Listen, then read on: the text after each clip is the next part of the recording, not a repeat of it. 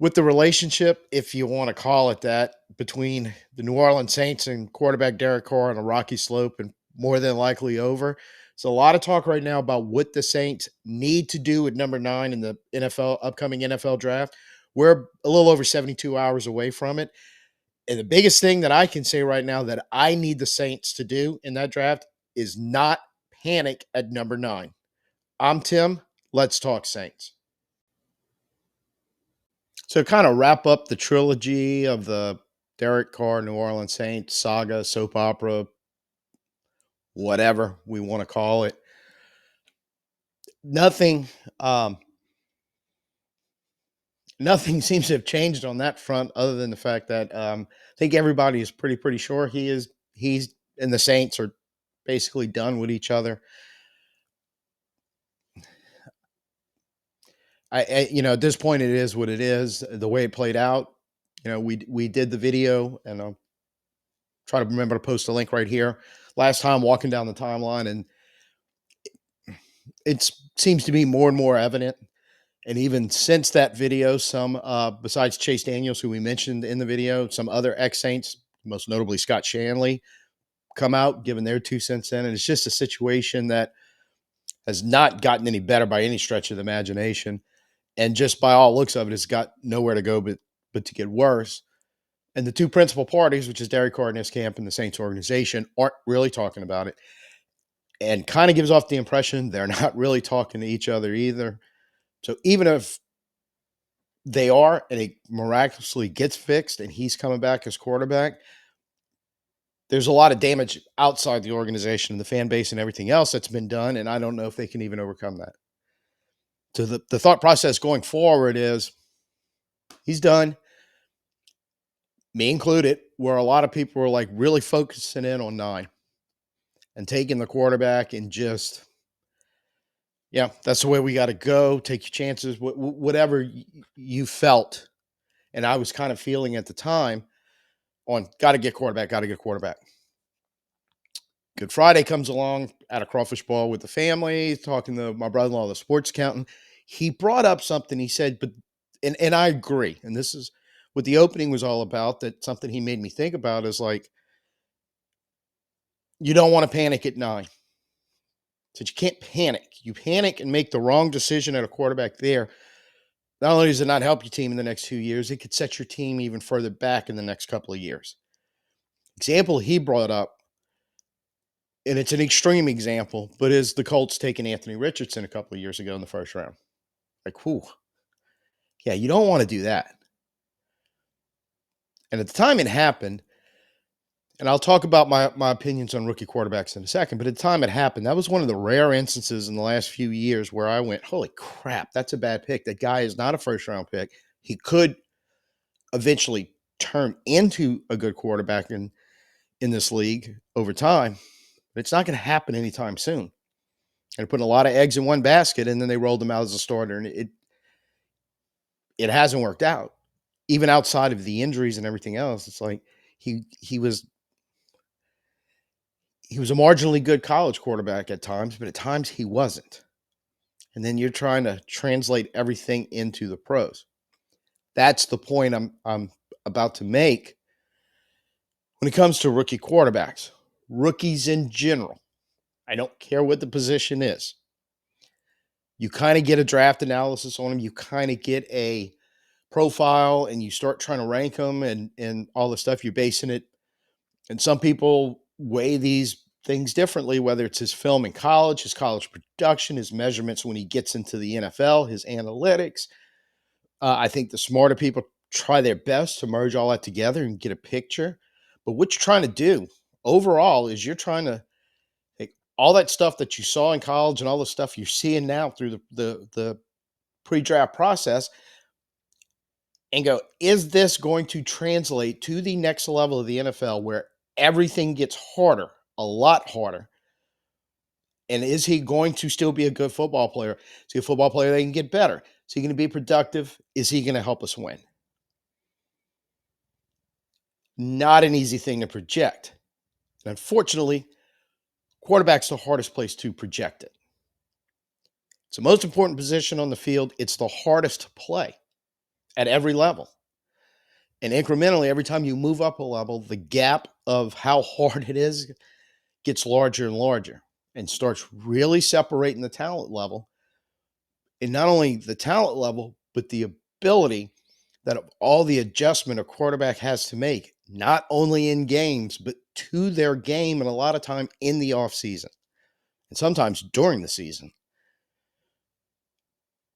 So that's why, for me, I have long since given up doing what a lot of people are doing right now, pounding the table and saying, you got to draft this guy, you got to draft that guy. He's the best. He's the it's just a very hard projection. It's beyond my realm to be able to competently do it. There, I said it. And it's beyond a lot of people's realm. But they, may or may not admit it. And a lot of times, what I have noticed over the last few years is that when people do tell you so and so is the best, or this, that, and the other thing, when it turns out to be wrong, they rarely backtrack their statement. Most of they'll just kind of pretend like, we didn't say it. Even guys on the national level with video out there will suddenly reverse course and go, I never really thought he was that good. I thought it was a bit of a reach. No, you were saying take the guy. And I think that's part of the panic, that deep down an organization knows he's not the best pick for us at 9 overall, but by God, we need a quarterback. And let's hope it works out. I don't think you can do that at any position at any time in the first round. I think the Saints have done that in the past and it has not worked out well at other positions. And not a lot of hope that if they do that at 9, it's going to work out at all like we all want and hope it will. That being said, I do have to put my trust and faith in Kellen Moore, Doug Nussmeier, and to a lesser extent, Scott Tolzien. They're all quarterback guys. Moore and Nussmeier are supposed to be quarterback gurus. They've done their due diligence. So they take somebody at 9. That tells me they love that guy. They're willing to commit to him.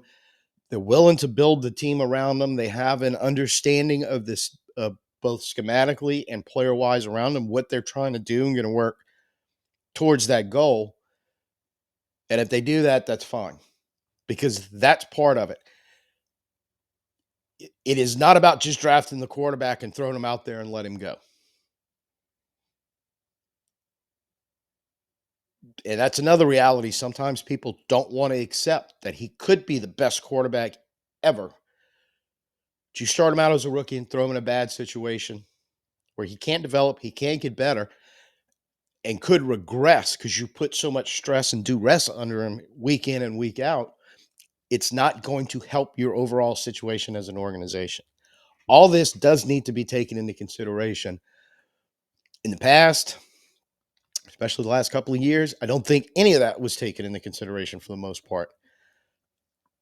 I kind of feel like Moore and Nussmeier know better. So all that being said, I will say this, in clearly bringing up maybe it's bias, you could call it that, towards rookie quarterbacks. To me, it's just a lack of confidence on my ability to go, yeah, that's going to be a guy. My best example is I'll tell you what I thought last year. I thought Daniels and May, probably the two best opportunities. Caleb Williams, I was in this kind of, man, there's a lot of ability there. I don't know how it's going to translate. And I was not high on Nix or J.J. McCarthy, to be honest with you. I only got 2 right. I think I think he can be good, and I think he's in a much better situation now with the new coach and what they're trying to do in Chicago to give him a chance to succeed. Nix totally missed the boat on that one, and McCarthy, we'll see. He got injured so early. We just honestly don't know, but what little bit we saw, it's looking pretty good. I can see in this similar situation that when I go through kind of my confidence on the prospects in a minute, I have one that I have a higher confidence than all the rest, but I can see this coaching staff doing a lot similar to what Denver did in elevating Nix, going, for lack of a better word, we have a vision. We have a vision the way the process is going to work. He fits it, what we're going to do, and how we're going to scheme the game, how we're going to play call, how we're going to play it, because they relied a lot on their defense early. I don't want to say they brought Knicks along slowly by any stretch of the imagination, but it was a process that more towards the end of the year, you were seeing the type of quarterback play you really, really wanted to see to go with that defense they had built. And quite honestly, now I think they're more in the market right now of retooling that offense, giving him some more weapons, kind of shoring up the offensive line, that sort of thing to get better. I could see a vision like that working with the coaching staff we have now. By reputation, we don't know yet because we haven't actually seen him in action, doing something similar. And about a year from now, right now, it could work out. And it could be Sanders or Dort. And we're going, okay, they got it right. They've got it. Now let's go to the next steps and start fixing the last things we need to fix to get the team moving in the right direction. So just kind of all over the place. I understand that, but I get the don't panic. Just don't, in a situation, talk yourself into something that you're going to regret 2 years later. We've done that, like I said, a lot in the first round in the past. But when you do it with the quarterback, the quote unquote franchise quarterback that everybody wants, just because you need a quarterback and you're going to draft him in the first round, this is the last thing I'll say on that. You can't put the franchise label on him. To me, the franchise label has to be earned. Because too many times, how many franchise quarterbacks out there are out of the league? First round picks are out of the league in 2 or 3 years. We do see it every so often, and you just have to be careful. Now, as far as the talent level in this draft on the top, they're all talented football players. They all do things very, very, very, very good. They do some things that everybody looks at and goes, yeah, they're going to need to improve on that if they want to be playing at an elite level at quarterback in the NFL. And some things that are a little scary, but you think a good coaching staff can either get that fixed, or scheme-wise and the players you put around them, you can kind of go, well, we need to do stuff to not put him in that position where he has to go to that skill set because he just doesn't have it and likely never will. That's all the realities of the modern NFL and playing quarterback in it. And again, I got to kind of trust this coaching staff. They know that too, and that they can work around it.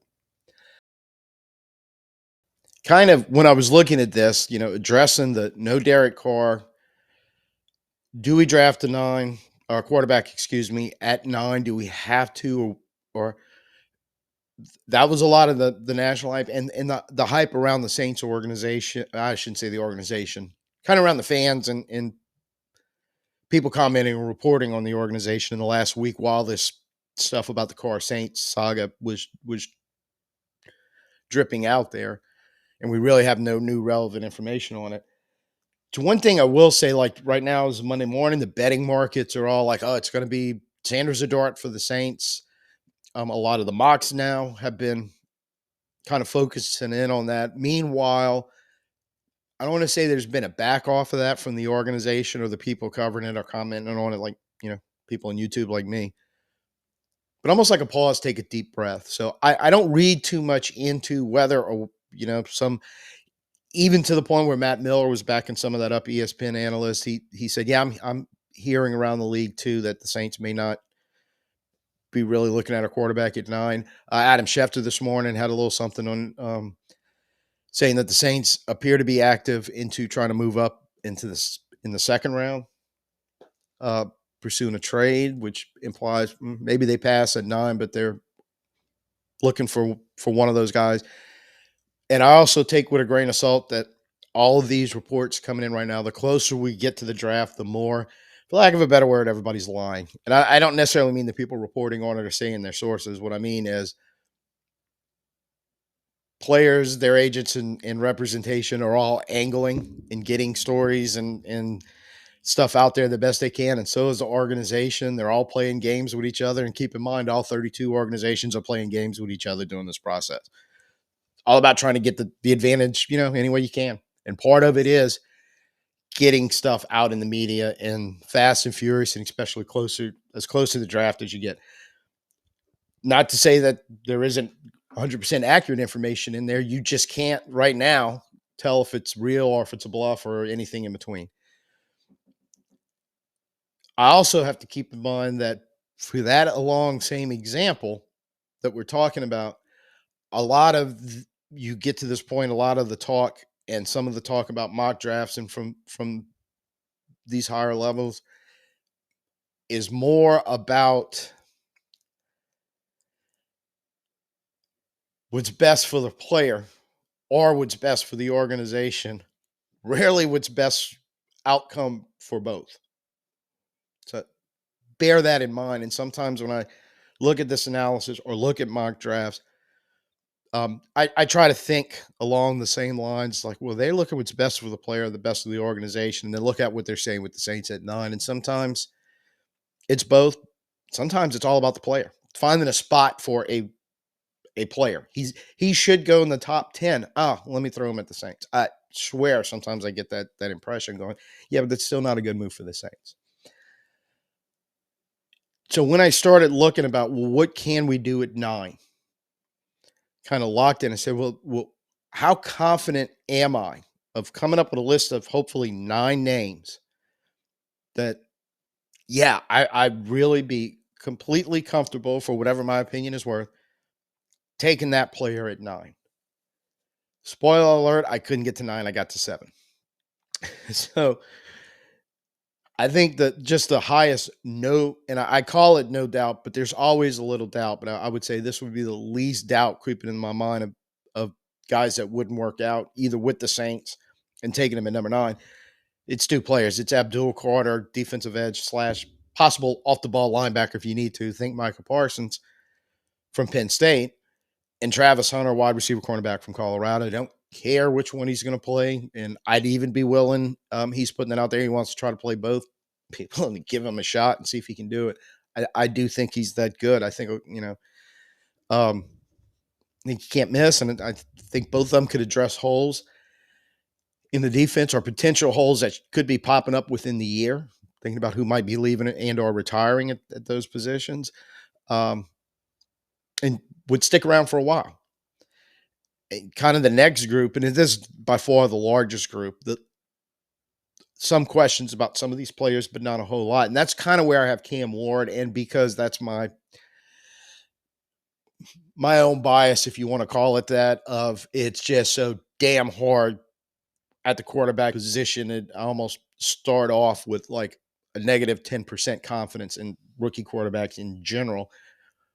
The thing I like about him the most is he seems to have, and again, you don't know if this is going to translate from the college level to the NFL level, but that, and they used it creativity or all this words to describe basically what I describe as an ability to be mobile in the pocket, move around, and make big time throws. A lot of times just really almost looking awkward to get the ball out to a skill player. And look, in some instances, downfield, some instances just short passes to guys in the open. But the ability to make those big plays and or to keep the chains moving, to some degree, all the top quarterbacks we see in the NFL right now all have that ability. And whether you're talking about like complete dual threat run pass guys, Jackson, Hurts, Josh Allen, to like the can run, but move around, slide around in the pocket, or get out of the pocket on a rollout or on the run and do the same thing, like a Mahomes, like a Burrow. That Allen and Jackson and Hurts are all pretty good at doing that too. That sort of level of play. See it in him a lot more than any other quarterback in the draft. I think that's just kind of one of the biggest points on him. So Cam Ward, quarterback, Miami. Tyler Warren, tight end, Penn State. I've talked a lot about him. I just love, he is the complete tight end and the guy. Look, I'm going to compare him to Brock Bowers. I do not know if he's going to be that good, but I think he can be. But just a lot of that level where he can do everything a modern tight end you need them to do, where you can, as long as he's healthy, let him handle the majority of the snaps. And even if you're going 12, a lot of 12 personnel and using two tight ends, you know he's on the field constantly, and you may have somewhat of a rotation at the other spot depending on what you're trying to do. And I think that's something you can, in the modern NFL, when you get a guy like that, you can either build around him if you need to, or he's like the piece that is constantly there causing the defense stress. Even though he may not be the primary target, at, I think a lot of George Kittle's, the way Frisco's used him over the years, going, man, you forget about him and he can just shred you and crush you. But beyond that, in the regular offense, blocking and doing all the other stuff, and he's a guy that's going to played the majority of the snaps and is always a thorn in the defensive side and somebody you got to concentrate on. Ashton Jenney at Boise State, my only really concern to keep him out of the level of Carter and Hunter is just this insanely high usage last year, going and a little smallish for as much as, I mean, almost 400 touches combined, and almost all of that was running because he only had like 23 receptions. It's a little bit of a pause, but you just look at him and go, geez, I mean, he is good. And not just as a runner. If you pull his tape from the year before in Boise, you see more of an Alvin Kamara-ish type running back, the way they used him in the passing game. So you know he can do that too. Mason Graham, he's fallen down a little bit. And I think this is just my opinion, but basically, Michigan, he showed, especially in run defense, just insanely good across that defensive line. Could play multiple positions, even like in the zero technique or the A gap, get in the middle. And I remember for the longest time seeing him listed at like 300, around 330 pounds, give or take. I think that's kind of where Michigan said he was. And then rolling into the combine where he was hurt with a foot injury and being lighter than that, somewhere around 300 pounds, which there could be a lot of reasons for that. And because of the foot injury, he didn't work out or do anything. He got over that and did it later. But I think that the premise was it just kind of backed people off going, yeah, he's not going to play in the zero technique, or you're going to use him in the A gap a whole lot. More of that three technique type, which is fine because if we're going, especially if we're going to an odd front trying to run a 3-4, I could see that tandem of him and Brzee. And that's something you can definitely build around the two of them. And you kind of have a little bit of the better run guy in Graham, which you desperately need. But he can bring some pass rush, and then Brzez's bringing the pass rush, and you're hoping you can catch his run defense up to it. Be pretty solid there for a couple of years, and I think that could be in the Brandon Staley game plan if he would get an opportunity to grab Brzee. The seventh one is the one I'm a little more shaky on. Steve Smith on T-Mac, Tetairoa McMillen, wide receiver at Arizona. So the grain of salt, I think, and I do have the video out there where we broke, kind of talked about Steve Smith's some concerns, but Smith still has him highly ranked. I think the biggest takeaway I had from that, and I still kind of do, was Steve Smith was just telling everybody, look, you got to pump the brakes on where he really is, but potentially he could be the guy everybody was talking about in the draft.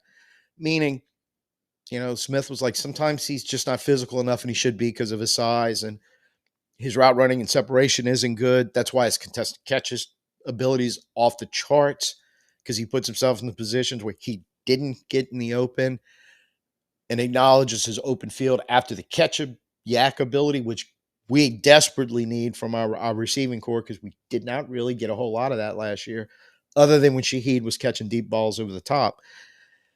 So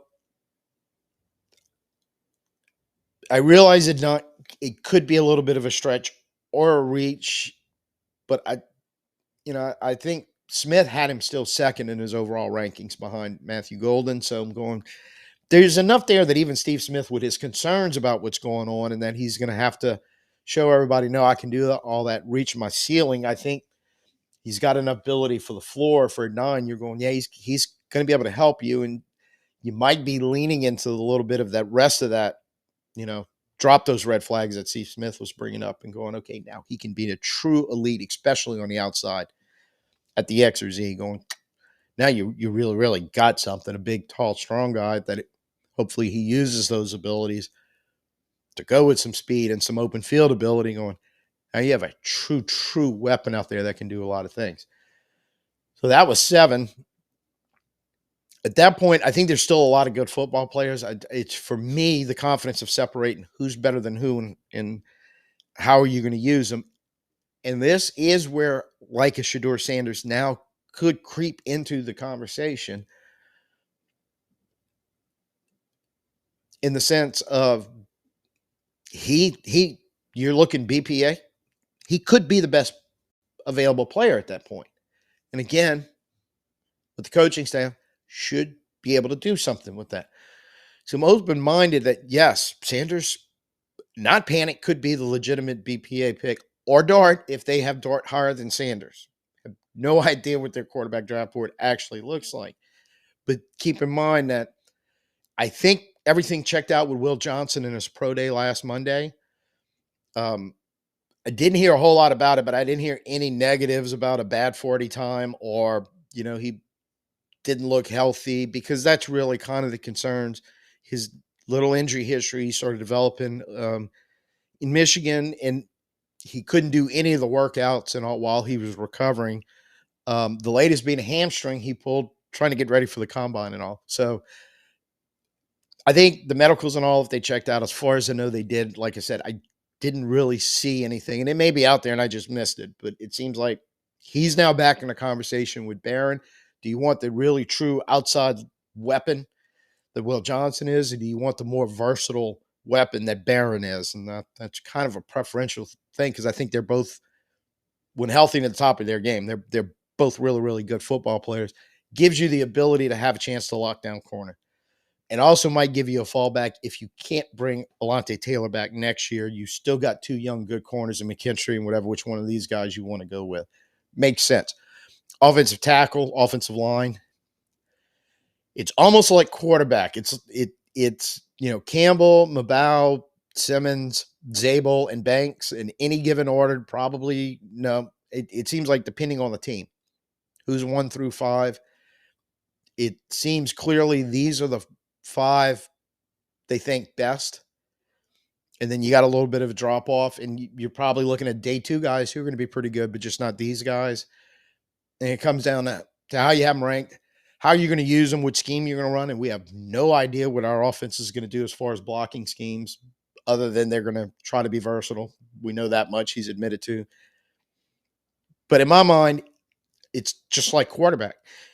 You got a guy you really, really love, whether you're going to put him at tackle or let him and Fuaga fight it out and figure out who's going to be the left tackle, who's going to be the right tackle, try pinning in the guard or finding something to do with him, knowing full well he's probably not getting extended. I don't think, definitely they're not picking up his rookie option. So this could be his last year anyway.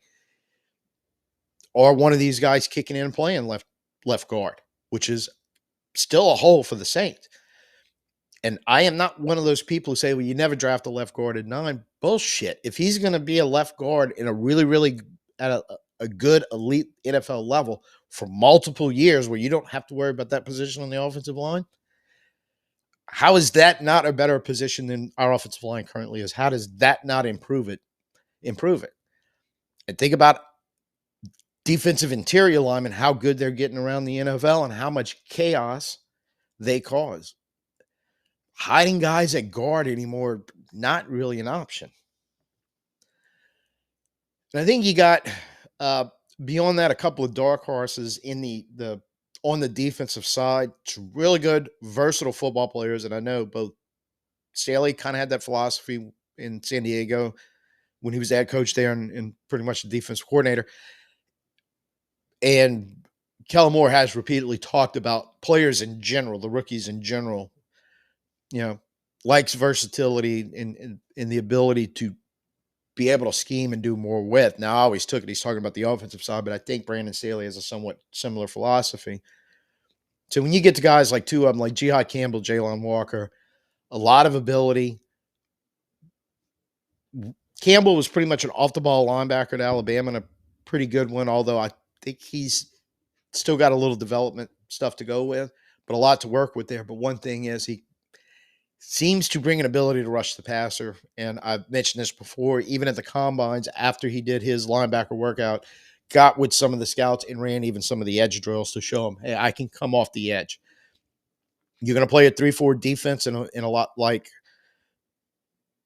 Saley did, where he had multiple, I don't want to say multiple linebackers, but different kind of linebacker looks situationally. A guy like that would fit with the possibility of moving up and taking over for DeMario when DeMario is ready to retire.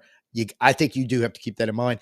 Jalen Walker also a little smaller, but a lot more athletic, I think, maybe even, and versatile. Where even Georgia to use him so much, sometimes it's like a box safety or in the slot, as well as an off the ball linebacker, and also able as just kind of an athletic freak guy coming off the edge and putting a lot of pressure coming from edge rush. I I don't know if they would be hardcore picks at 9, but thinking, yeah, could be. And in a way, Malachi Starks from Georgia, safety, kind of along the same lines of versatility that he could bring. And the fact that, much like looking at somebody off the ball, potentially getting them ready to take over for DeMario when DeMario retires, you kind of got the same situation rolling back there with Honey Badger. And he's an athletic playmaker type. The possibility you get him as a rookie. When Honey Badger moves on, you got Justin Reed for quite a few years at that rookie. Because right now, something happens to Honey Badger as a potential replacement for him. I think we're looking at Jordan Howden, and I don't mind him in the reserve role, but I don't know if I want him starting 17 games for the next 3 years. But we'll see how it plays out. Quick word on trades as we close it out. Still nothing. Everybody's in the original first round pick. I think that has a bearing on who does what and when, because I cannot imagine come Thursday there's still either no trades between now and then or during the draft or right before the draft kicks off that all of a sudden we aren't going to see some trades. So I think it's going to happen. And I think that might be the shakeup, the catalyst of when those happen. And maybe the Saints are involved, possibly trying to move up in the first to get somebody, possibly trying to move down. Schefter, like we mentioned, reported them trying to move up in the second, some type of game plan. I think this is all going to shake out. And I think once those start happening, a lot of pictures are going to clear up. And without a doubt, once the first round starts happening, we seeing who's falling where and hearing if or anybody trying to make a major move forward, it's going to clarify, I think, a lot on Sanders. And to a lesser degree, what could happen with Dart. I'll also say this. I don't have a problem if the Saints pass on Sanders / Dart at 9, but use some of the capital to come back up in the bottom of the first if one or both are available there. It's a gamble, especially if you're talking about loving one or both of them as your quarterback of the future. I get it, but I don't think there's going to be a lot of teams right now that are going to go out of their way to draft them, except for ones that are obviously have needs. And a couple of the Giants, I think, would be one. The Jets may still be shaky. They're in front of us. Pittsburgh obviously is way behind us and us. So kind of seems like likely that those four, unless somebody's going to pull in Atlanta and grab one and stash them, or Green Bay like they did with Jordan Love several years ago. The reason why I bring this up is when you do that, the one thing everybody needs to realize that you have in your back pocket is that 5th-year option, because they were taken in the first round, that club option. So they are a little slow in developing, or in the case of like Jordan Love and Green Bay, you got a little problem moving away from Rodgers. It took a little longer than they thought it would. You still have in your back pocket that 5th-year option where it doesn't force your hand to make the move too quick to get him ready to start. And I think it kind of worked out for Green Bay. And it looks like it's going to kind of work out for Atlanta. So there is that. Well, there you have it. This would be the draft primer at 9. I'm very interested, like I said, with trades and everything going on. What's going to happen? Drop them down in the comments. Let me know. So I'm in no way disavowing taking Sanders at Dart at 9. If that's what this coaching staff really, really wants. But I do think that don't panic. Don't push it. Don't do something that is going to you know, potentially set you back if you make a horrendous mistake there. Don't do it because everybody expects you to do it, or you're desperately searching for that franchise. You have to believe that's what that guy is to take him at 9. It's really what this boils down to. And the organization and the coaching staff are the ones that have to believe it. It really doesn't matter what we believe because they're the ones that got to make it work. And it could be workable because I will go back to my original assessment of, despite my my panic about drafting rookie quarterbacks in the first round, in this group, and even past Dart, when you start getting down to some of those other guys, they do some things really well that should, without a doubt, translate to the NFL. Just to kind of what degree and how much. How much of their ability is going to show up on Sundays. So, interesting. We'll see how it plays out, and we're going to watch how it plays out together because we will be live about 6:45. We're kicking it off Thursday before the draft. Make sure we're all going to be there so we can boo and give the one finger salute to Roger Goodell when he comes out first and talks, starts the draft when he gets to the podium, and then kind of see interestingly how it plays out and what the Saints are going to do at 9. And I do personally, you let me know how you feel about this. I kind of like the intrigue for a change for the Saints about what we're going to do at 9. Where it seems we're rarely that team in the first round. But, I don't know if a true wild card, but wild card-ish where everybody's looking, well, what are they going to do? Are they going to stay? Are they going to try to move? And if they stay, who they're going to take? So at least we can have a little fun with that. So first time here, you like what you saw, please go ahead, give me a thumbs up. In fact, I could use thumbs up any and at all times. Definitely subscribe, hit the notification, and be on the lookout for Thursday for the remember, reminders, notification, the whole 9 yards. We will be live. We will be through the Saints pick, definitely in the aftermath of what happens with that pick and what we all think. And I think it's going to be an interesting and fun and very, very, very good time. So till I see you then, I'm Tim. Peace out and who dat.